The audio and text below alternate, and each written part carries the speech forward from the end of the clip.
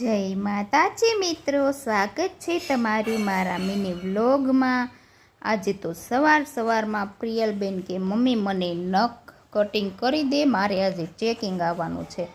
મેં કીધું સારું હાલો આપણે એને નખ કટિંગ કરી દેવાના હતા, તો હું નખ કટિંગ કરતી હતી। મેં કીધું તારે મને કાલે કહેવાય ને અત્યારે કેમ યાદ કરાવ્યું એમ। તો કે મમ્મી હું ભૂલી ગઈ હતી। મેં કીધું સારું કાંઈ વાંધો નહીં હાલો। પછી મેં એને નખ કટિંગ કરી દીધા અને સવારમાં ભાઈ 2 ચોટલા વાળવાને એટલે આપણને તો થોડુંક અઘરું પડી જાય, કેમ કે 2 ચોટલા વાળું ને એટલી વારમાં તો મારે 2 કામ થઈ જાય, પણ ખબર નહીં આ 2 ચોટલા વાળવાનો આઈડિયા કોનો હશે અને પહેલી વાર કોને એવો વિચાર આવ્યો હશે કે 2 ચોટલા વાળીને જ બાળકોને સ્કૂલે જવાનું। હું 1 ચોટલામાં ન ભણી શકે સારી રીતે। પછી તૈયાર કરી દીધું 2 બહેનોને મસ્ત મજાની, અને હજી સ્કૂલ ડ્રેસ આવ્યો નથી એટલે જો બંનેને સરખા કપડાં પહેરાવી અને મોકલી દીધી 2 બહેનોને।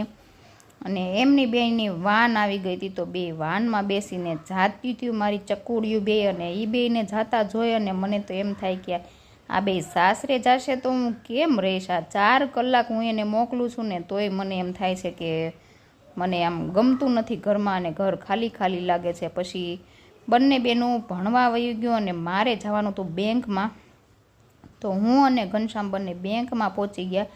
તો ત્યાં ગયા ને તો હજી બેંક બંધ હતી, એટલે અમે થોડી વાર ઊભા રહ્યા। અને જો હિયાંશભાઈ પણ રમતા હતા ગાડી ઉપર, એને તો બહુ જ મજા આવતી હતી બહાર નીકળવીને, એટલે એને તો બહુ મજા આવે।